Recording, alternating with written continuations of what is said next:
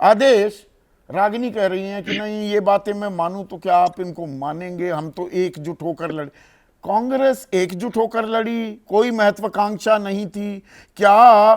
थाली में परोस कर हरियाणा की गद्दी सामने खड़ी थी और ठुकराती दिखाई दी कांग्रेस? क्या ये कहना गलत होगा? नहीं, कुछ भी गलत नहीं होगा। रागनी तो अपना काम कर रही हैं, प्रवक्ता है, पार्टी को डिफेंड करेंगे, उनका काम है। तो साहब पता क्या है, एक गुलदस्ता था, उस गुलदस्ते में एक ही फूल था, वो था कांग्रेस पार्टी का।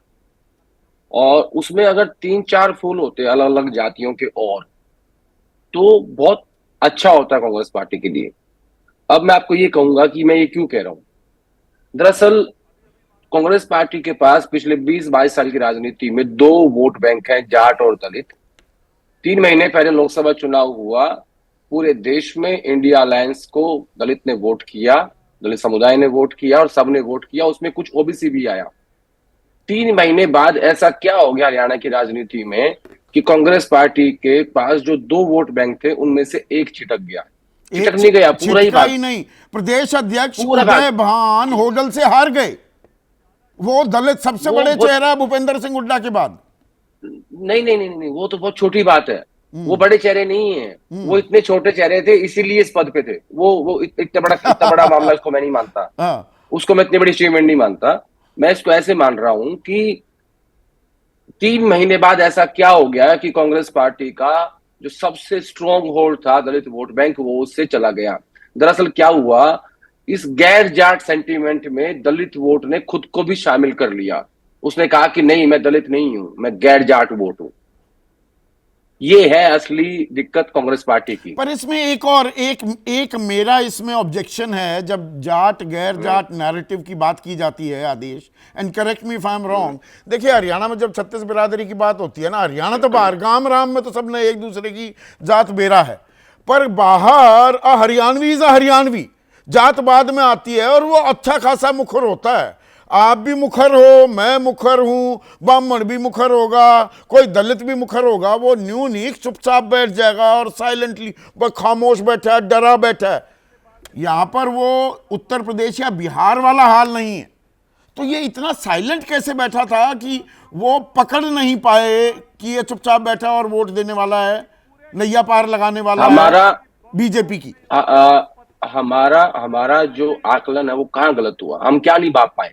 हम ये नहीं भाप पाए कि बीजेपी का जो एंटी जाट सेंटीमेंट है या जो गैर जाट सेंटीमेंट है, वो इतना ज्यादा स्ट्रोंग है कि वो इतना चुप हो गया कि उसने सिर्फ और सिर्फ जिस दिन वोटिंग हुई उस दिन जाके बटन दबाया ईवीएम पे, बस इतना ही बोला वो।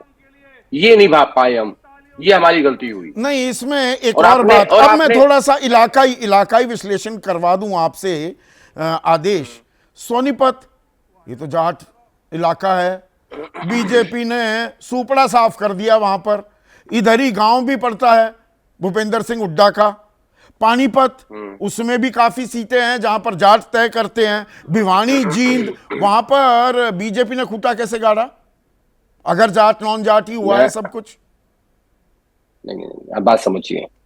भूपेंद्र हुड्डा की 3 जिलों की वो मानी जाती है गढ़ है, झज्जर, रोहतक और सोनीपत। सोनीपत में राहुल गांधी ने भी कैंपेन किया। सोनीपत से डे 1 से खबर आ रही थी कि वहां कांग्रेस पार्टी को भारी नुकसान होने जा रहा है। उसको कंट्रोल नहीं किया गया। इनको ये लगा कि नहीं, भूपेंद्र हुड्डा के नाम पे आखिर में वोट गिर जाएगा, लेकिन ऐसा नहीं हुआ। अब एक बात देखिए, सपोज करिए कि किसी एक कॉन्स्टिट्यूएंसी में भाजपा का भी जाट है और कांग्रेस पार्टी का भी जाट है, तो वहां 10% ले, 20% ले, 30% ले, बीजेपी के जाट कैंडिडेट को वोट मिलेगा ना। ऐसा थोड़ी है कि वो पूरा 100% शिफ्ट हो। जैसे ही घड़ी का काटा दोपहर 2:30 पे आए, बबीता जी का दिल सास बहू साजिश के लिए मचल जाए। और ये है इनकी बहू, पूरे दिन ऑफिस की टेंशन हो जाए गॉन जब ये करें अपना फेवरेट शो फ्री टाइम पे ऑन। इनकी तरह आप भी देखें अपना फेवरेट शो अपने टाइम पर और डाउनलोड कीजिए एबीपी लाइव ऐप अपने स्मार्ट टीवी पर।